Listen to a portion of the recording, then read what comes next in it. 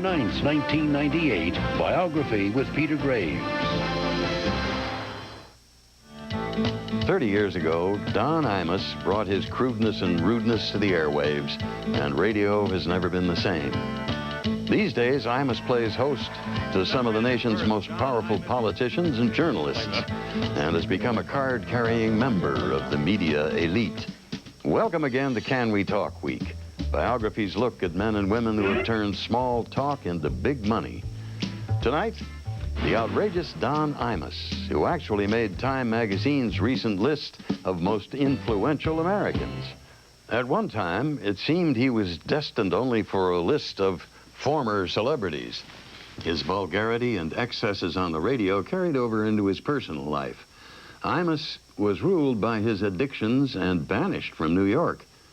And even after finding sobriety and staging a remarkable comeback, Imus created a firestorm of controversy with his jokes about the president's sex life. But even his worst enemies, the ones who call him bigoted, crude, and uncouth, sometimes find themselves laughing at the lowbrow humor of Don Imus. Imus in the morning. I'm Imus in the morning. It's 33 minutes past the hour. We're in a war room in New York, barricaded. He just comes on and gives you sort of pure ego, maybe pure id. And there's something weirdly compelling about that. What you see with Imus is what you get on the air and off the air. Oh, why don't you lick my wiener?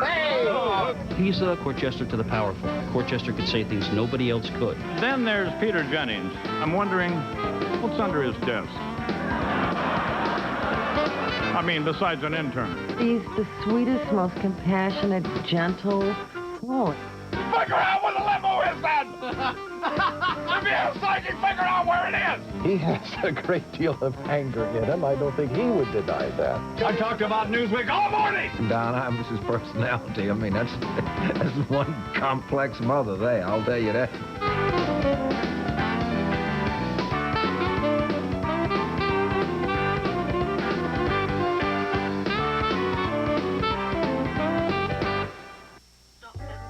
Talk show host Don Imus has a job millions of his listeners would love to have. Every morning he can be as ornery, opinionated, and irreverent as he wants to be, even when talking to some of the most notable people in America. Dan, by the way, has got on one of his normal, well, probably about a $2,000 suit, but why not? And he's wearing Timberland boots, and that's the goofiest looking outfit. Whether you love him or loathe him, Imus is one of the rarest of people. A guy who has made a fortune just by being himself. I'm going to be very honest with you, and those of you around the country who have not listened to me very much don't know this, but I may be the most self-absorbed person on the planet. Oh, it's no doubt. But being Don Imus hasn't always been easy, except maybe at the very beginning. There was a time back in the 1940s when it seemed every boy wished his dad was a cowboy and his mom a movie star. John Donald Imus Jr. was one of the lucky kids who didn't have to wish. When he was born on July 23, 1940, in Riverside, California, his father, John D. Sr., was a cattle rancher. Don's mother, Frances, may not have been a movie star, but she sure was as pretty and as sophisticated as one. One of these terrific, outspoken women who had also a very quick and incisive wit. Don had a life any kid then would have envied. While other kids had to make believe they were home on the range, Don and his younger brother Fred were living out the real deal on a 35,000-acre ranch outside of Prescott, Arizona. Don could ride a horse before he could walk. The ranch hands taught him to rope and rustle. And Don's dad didn't think twice about bringing his boys into the saloons he liked to visit. So we weren't drunk like he was, but... well, not yet. With a hard-living, hard-drinking father like his, young Don Imus was a pretty tough character himself. A kid who was always beating up his brother, until his brother finally got even. I think he broke his foot with a shoe. Yeah, is what happened. And I never, it's been a pretty good relationship ever since. Don's schoolmates and teachers weren't so lucky. To them, he was the kid with the smart mouth. He's one of them kids always thought he knew more than the teachers did. By junior high, the other kids thought maybe Don was as smart as he seemed. They elected him class president. Not long after, they impeached him for being too dictatorial. He had an attitude, definite attitude, and a point of view of what he thought, and he didn't mind saying it. What Don didn't like talking about was what was going on at home. His father ran into tax problems that forced him to sell the ranch. Around the same time, his mother and father split up and divorced. They were tough times for Don. But he and his pals did their best to have fun, even if Prescott wasn't the most exciting town for a teenager. On a Friday or Saturday night, about the only entertainment was to get in your car and cruise the town from one end of the town to another, which took about maybe 10 or 15 minutes at max. So we would entertain ourselves. Don and his friends had a blast listening to the evangelists broadcasting from border stations, heavenly hucksters who sold everything from baby chickens to miracle packages. What is a miracle package? The miracle package consists of the anointing oil, 3 items that I put in that package. Just sit down and write me a letter and say, Brother Mac Watson, send me the miracle package. Don would entertain his friends by mimicking the evangelists. He discovered he liked performing, especially singing that music the preachers called the devil's work, R&B, rhythm and blues, a.k.a. rock and roll.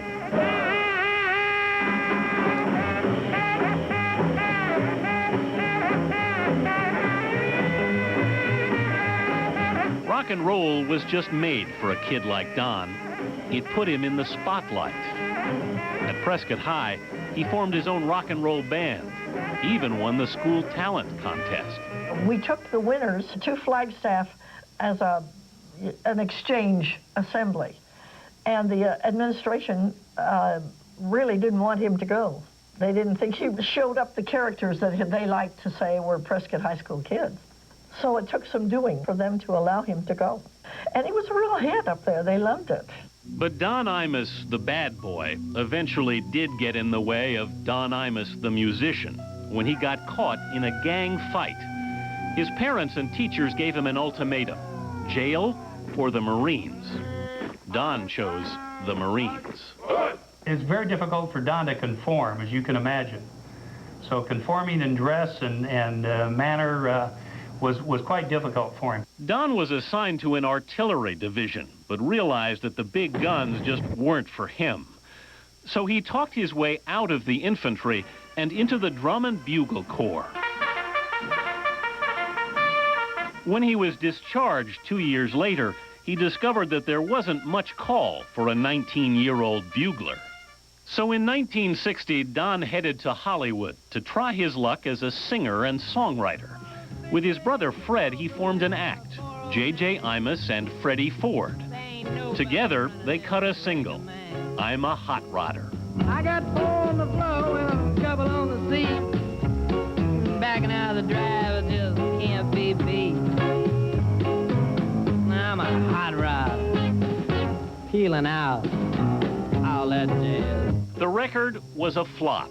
No one bought it. When his money ran out, Don's dream of performing fell by the wayside. He was forced to look for a job in the real world. The real world nearly killed him. Don worked in a uranium mine in Arizona until a runaway mining car broke both his legs. He later tried working as a railroad brakeman for the Southern Pacific. That job ended when a train turned over and almost left him with a broken neck. Since high school, it's always been something. It's his leg, it's his foot, it's his back. That's just how it is. Somebody described him once as accident prone. I don't know that he is, but you know, he did have that injury at the railroad, which I think scared him a lot, and he decided that he wasn't going to work in that kind of occupation anymore. So Don headed back to Hollywood once more, determined to make it this time as a musician. While looking for work, he met a dancer named Harriet, whose last name he refuses to reveal today. Sometime in the mid-60s, they got married. Don continued struggling for recognition as a performer. He knew the way for a newcomer to get his records played on the radio was through payola, paying off disc jockeys to play his stuff. I mean, I just got tired of that. You know, I didn't have the money, one. So my thinking was that I'd get a job in radio and play my own records. I mean, it's an idiotic thing. I mean, it was just... Idiotic or not, it seemed like a good idea at the time. So in 1968, he enrolled in the Don Martin School of Broadcasting, hoping to become a disc jockey. The school taught him the fundamentals. Percy and Polly played parlor pranks to pass the time at the party in the patio. But Don's real teachers were the top 40 disc jockeys who ruled the L.A. airwaves in the late 60s. With 527 KHJ beat the bomb time here, the Real Dodge Deal Show. There's a reminder for the KHJ boss jocks to see the Taft High Art Workshop exhibit. As we walk in the door, what are we going to shout? Gina Delgado is alive! KHJ!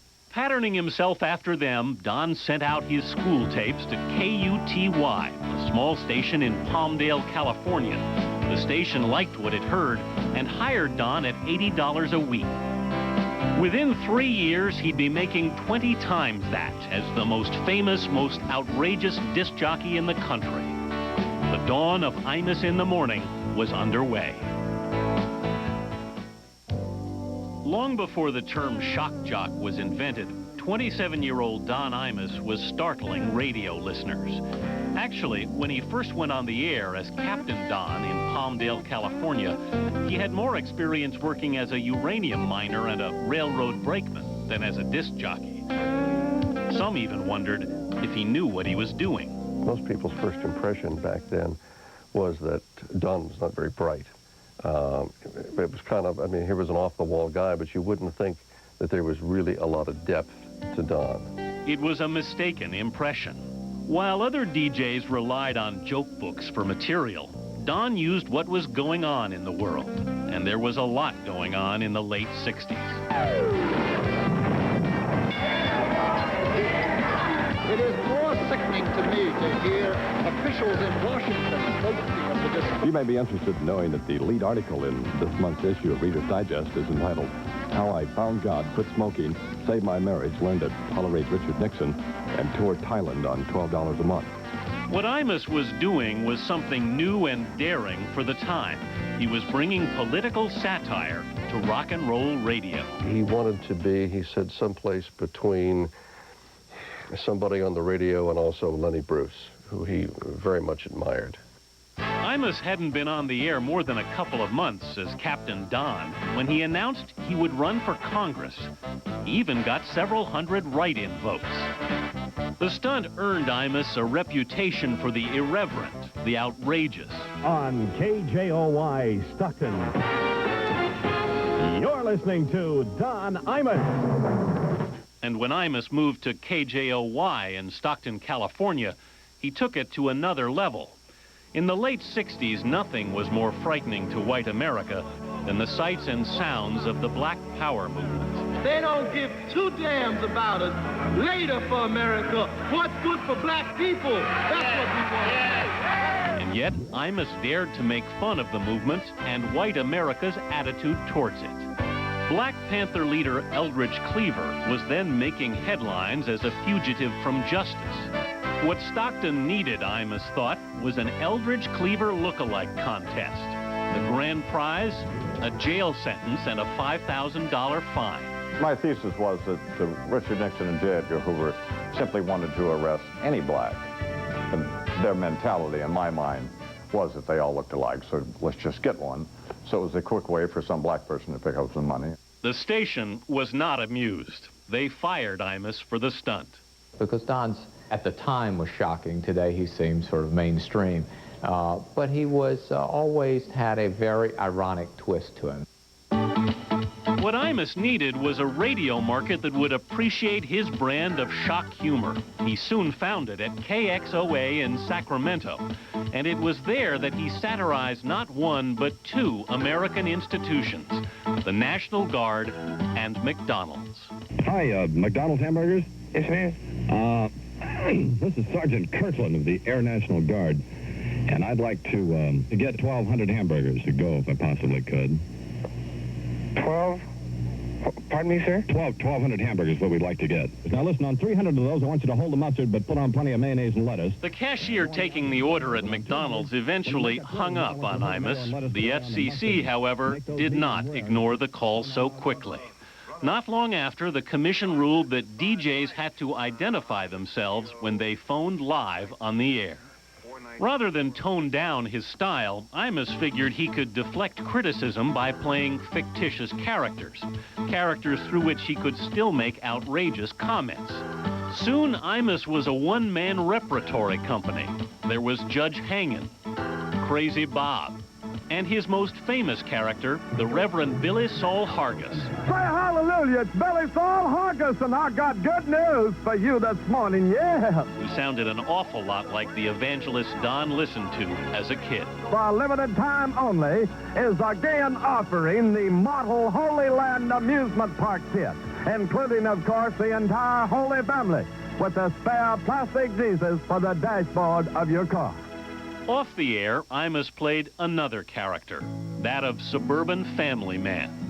He and Harriet now had 4 daughters, and at least one friend remembers that things were often tight financially. When I first visited his house, and I went in, and his children were sleeping in the drawers because they didn't have any beds.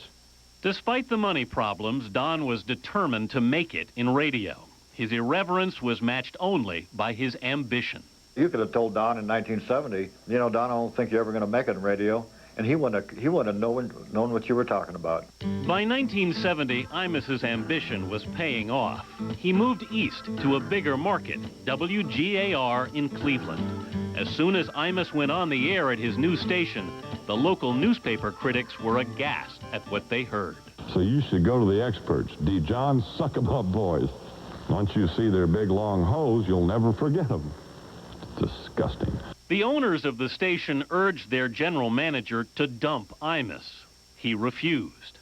Within 2 months, WGAR was #1 in Cleveland. I think part of his appeal is that he didn't care. He didn't care about being a DJ. He didn't care about it. He cared and he didn't care. He was willing to leave any moment and go off and do something else. And that gave him a kind of power. The power of Imus was getting noticed beyond Cleveland.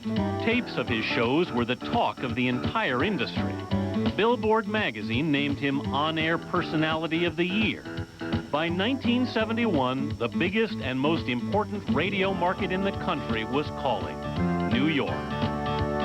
WNBC offered Imus its morning man slot at $80,000 a year.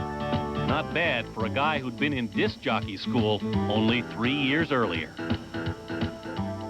In the early 70s, the Big Apple's morning men were as pleasant and warm as a hot cup of cocoa. And then along came Imus. Hi, sir. How are you? Okay. Who do you want to wake up this morning? My wife, Tricia.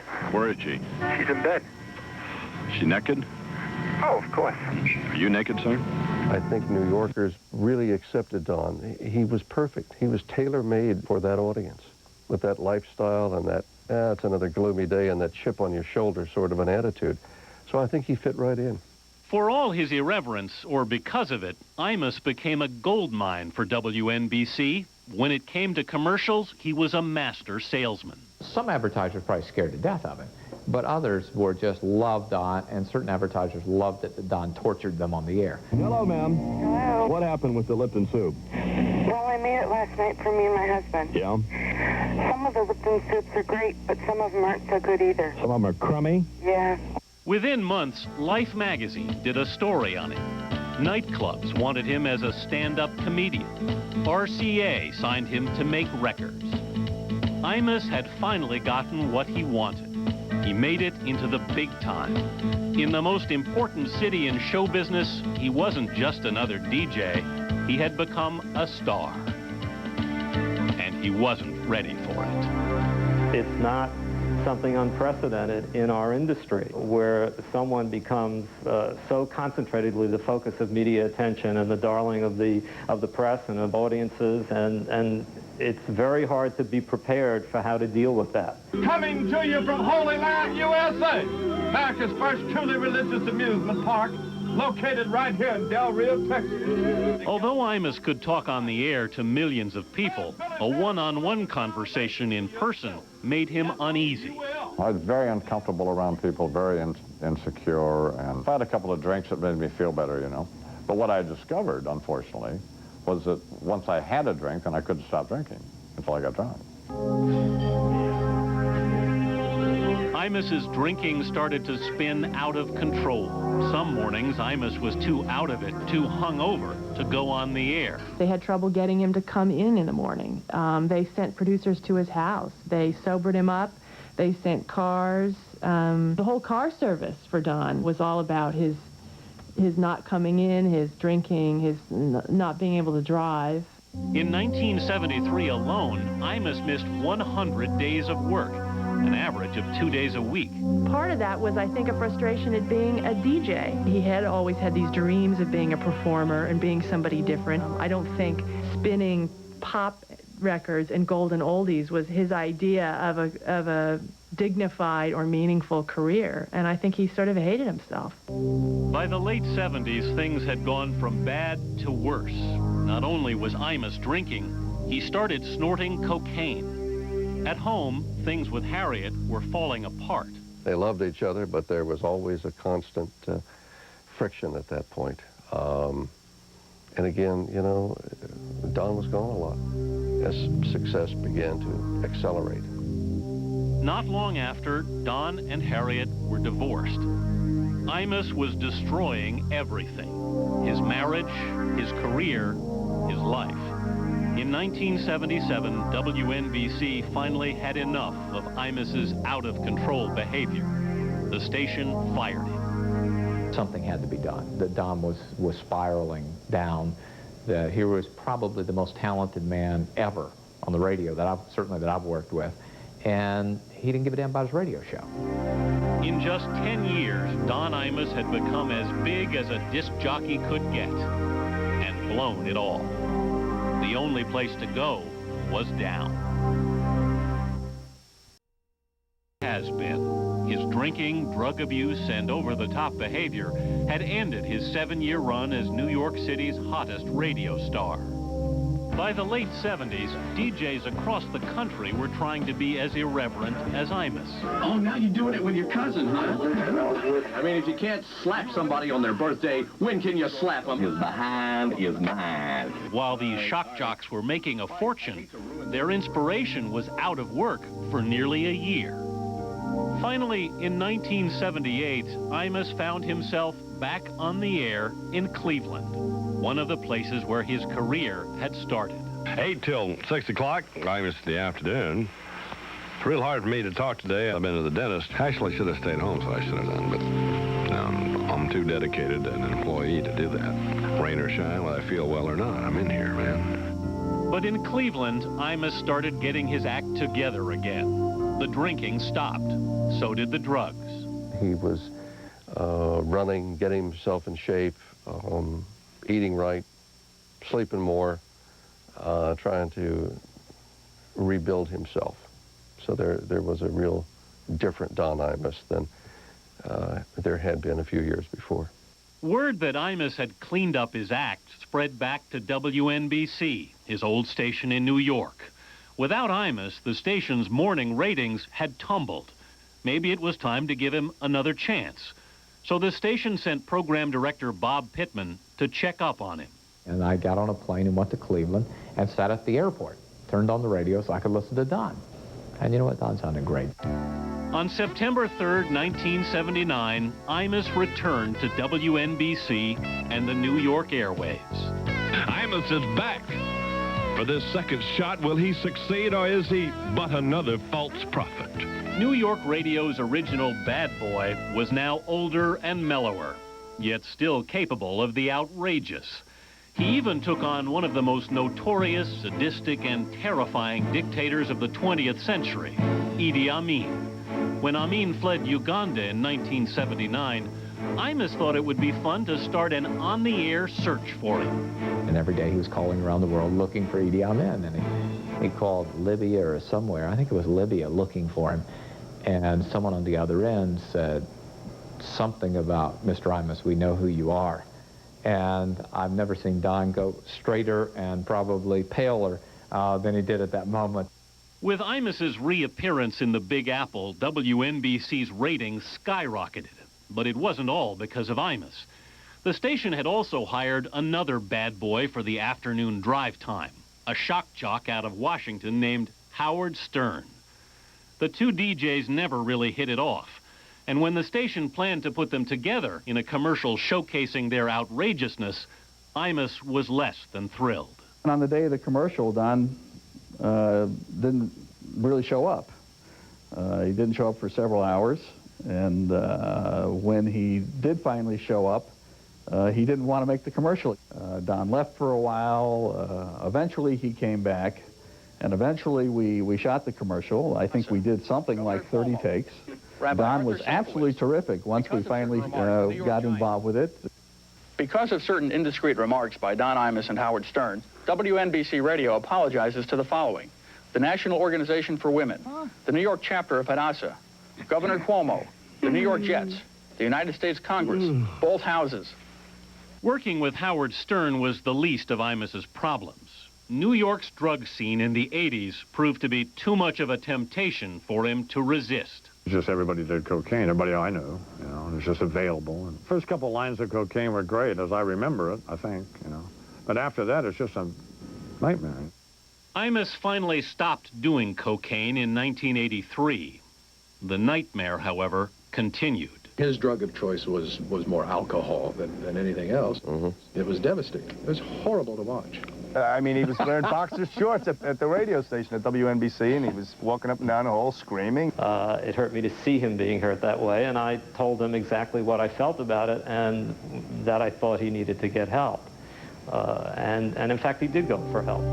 When Imus started going to Alcoholics Anonymous meetings, his friends thought at last he was taking a step in the right direction. They were wrong. What really was hideous in terms of my self-esteem was that I lied at AA meetings about drinking. And I would speak at AA meetings, you know, about not drinking, you know. I was still drinking. Slowly but surely, Imus was destroying himself. In July of 1987, he hit rock bottom. I was on a book tour. I came back to New York, and I thought, well, I'd have a couple drinks, you know. 9 days later, you know, it just was horrible. We tried calling him, and we couldn't get a hold of him. Couldn't find him anywhere. And so we finally had somebody go down to his apartment and get somebody to let him in. And they did. And we found Don on the floor, and he was totally incoherent and totally out of it. Imus had come so close to dying that he had to be hospitalized. When he was released, he entered a drug rehabilitation center in West Palm Beach. For once in his life, he did everything he was told to do. 6 weeks later, Imus returned to New York, sober, with a renewed commitment to his life and his work. He came back on the air at a new station, WFAN, and with a new format. Imus the rock and roll DJ became Imus the talk show host. By the time he changed formats, Imus had been on radio for 20 years. Usually, anybody who's been on the air that long has few surprises left for his audience. But at almost 50, Don Imus had radio listeners asking, "Who is this guy?" all over again. By 1988, Don Imus had overcome his drinking and drug problems, only to face yet another challenge. Moving from WNBC to WFAN, an all-sports and talk station, Imus had to transform himself from a rock and roll DJ to a talk show host. He did it by making Imus in the Morning more about Imus in the morning. I miss the morning news time is 5 minutes past the hour. God, I'm saying my back is just killing me. Oh, no. Really? Son of a man. There are those of us who wake up feeling foul, and, you know, we want to hear somebody who's in just as bad a mood as we are.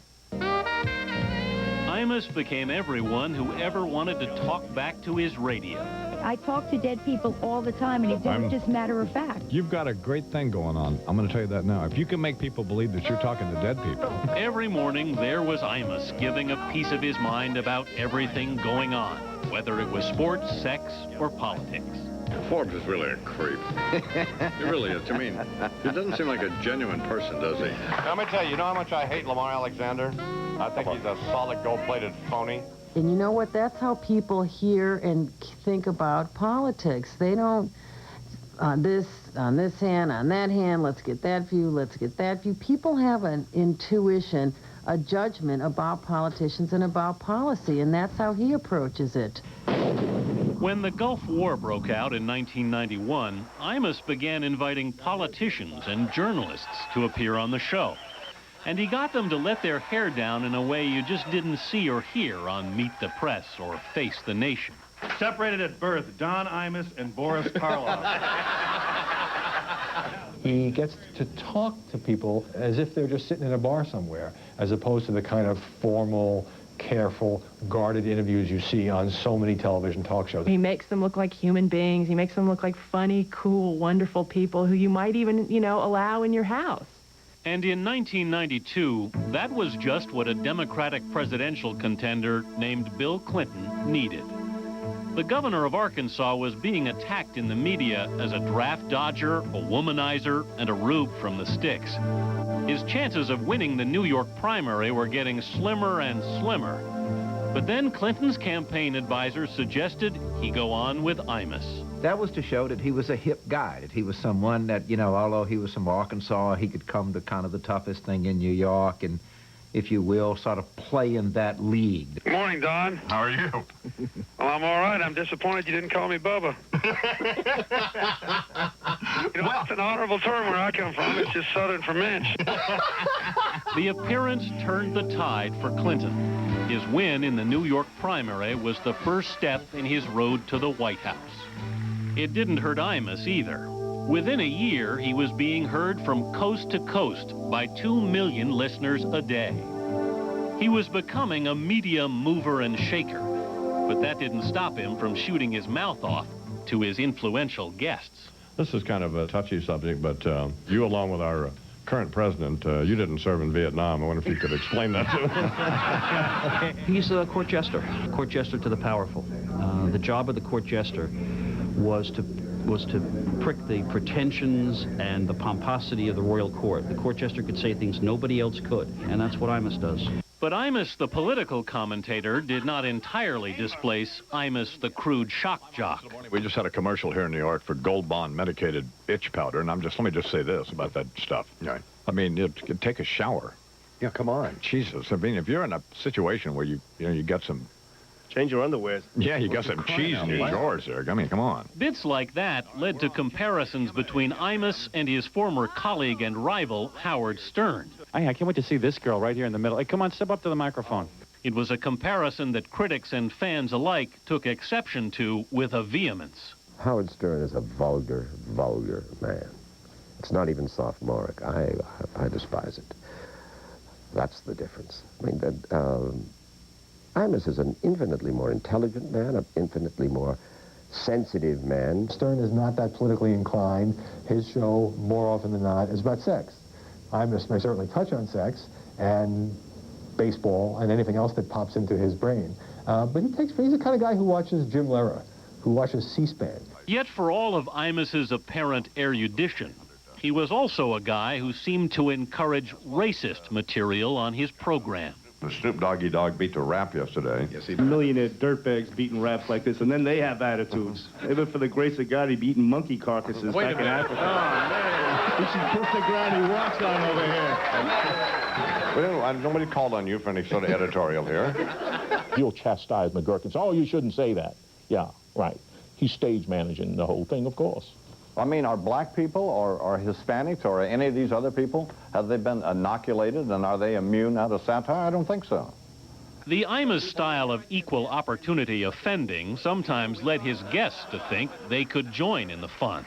It was a trap Senator Alphonse D'Amato fell into while commenting on the O.J. Simpson trial. Talking about the Simpson trial, D'Amato, using a B-movie Asian accent, came out mocking Judge Lance Ito. Judge Ito loves the limelight. He is making a disgrace of the judicial system. Judge Ito will keep us watching television for next year. Senator, please let me stop you before you wind up on the front page of the Daily News again. Senator D'Amato soon found himself on the Senate floor apologizing for his remarks. I am deeply sorry for the pain I have caused Judge Ito and others.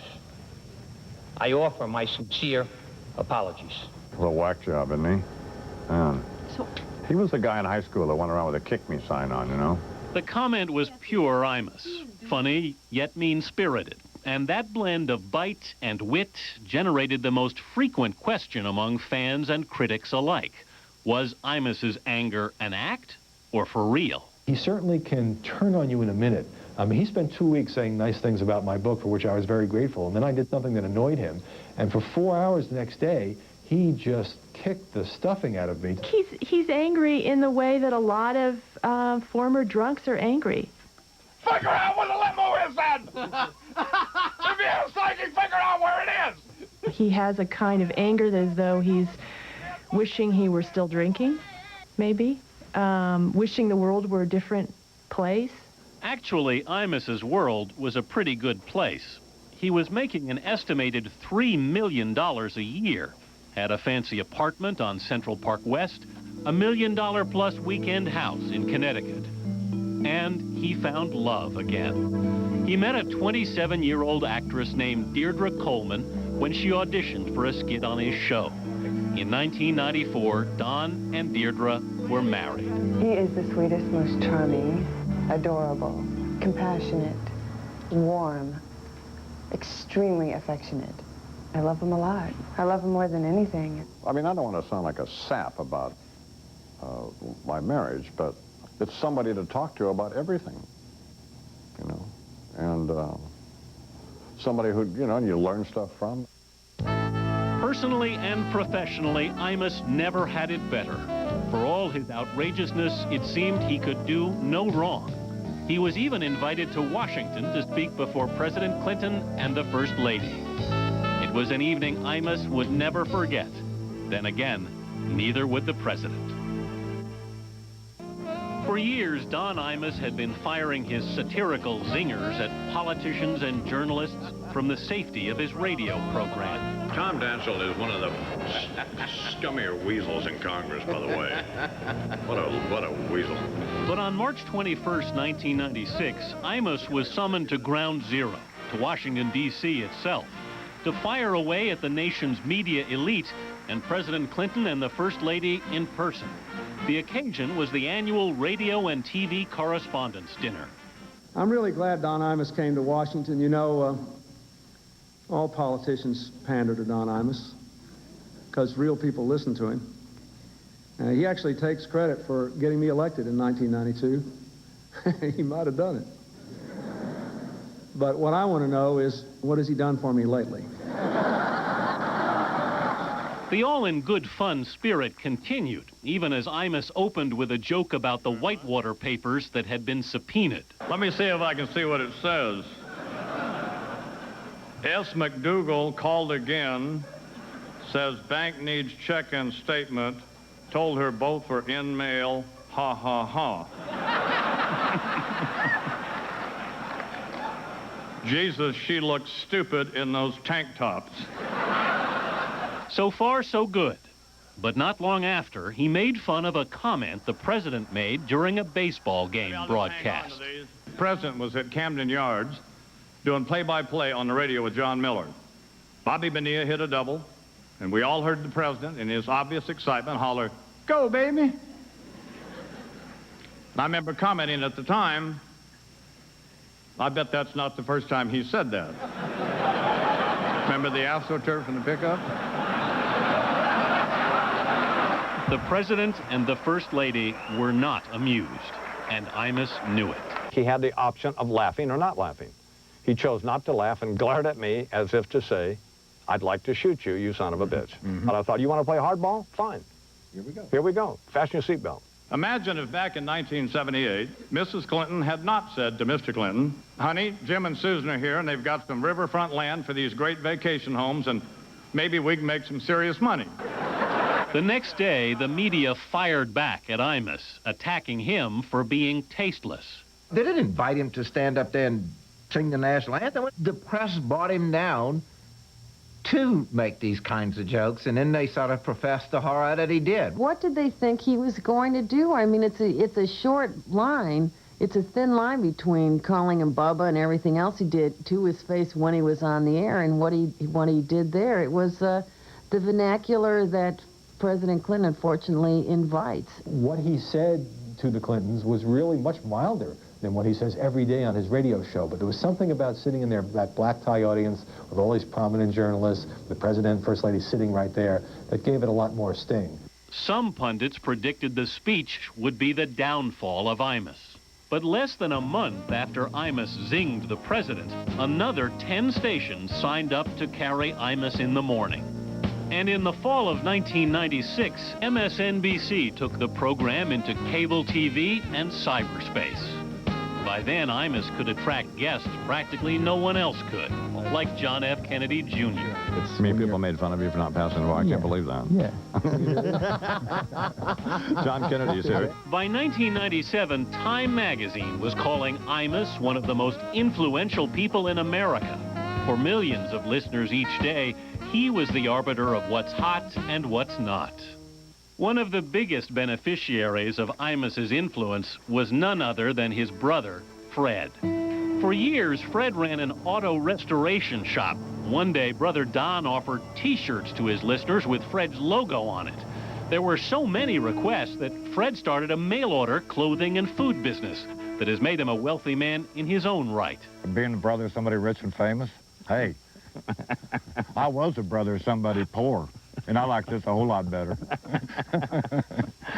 Don and Fred remained as close as they were as kids. They shared the same favorite hobby, photography, and the same favorite subject, the place where they grew up, the Southwest.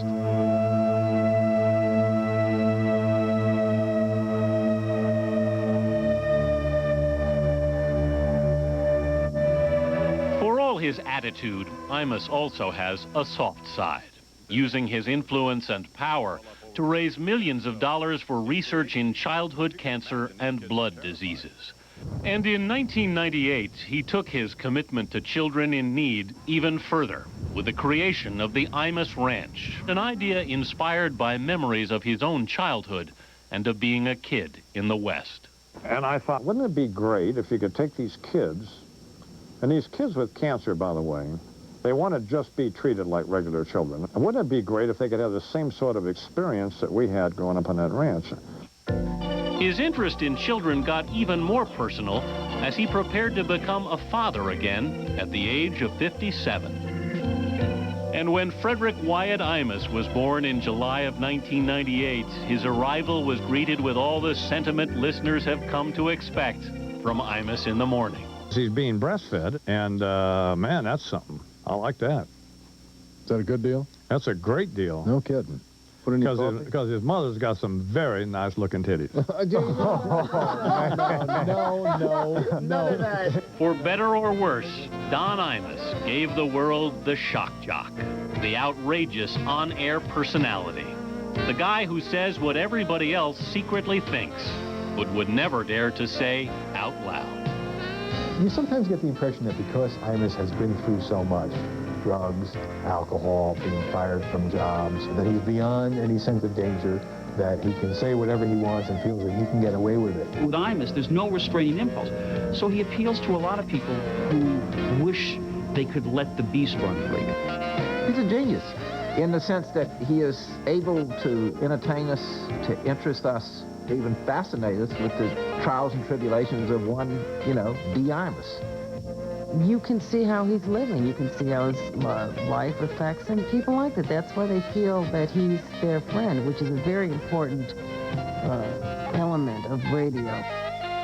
He was meant for the radio, and I think he's going to be on the radio and be a sensation on the radio as long as he's behind a microphone. Even when he tries to do good works, Don Imus can't seem to avoid controversy. In order to build his camp for sick children in New Mexico, he demolished some buildings that were designated as historical landmarks. He agreed to reimburse the state and promised it wouldn't happen again. And then just last month, Imus reacted to some technical glitches on his morning show by throwing a tantrum, screaming at his staff, and temporarily storming off the air. No, Don Imus is not mellowing with age.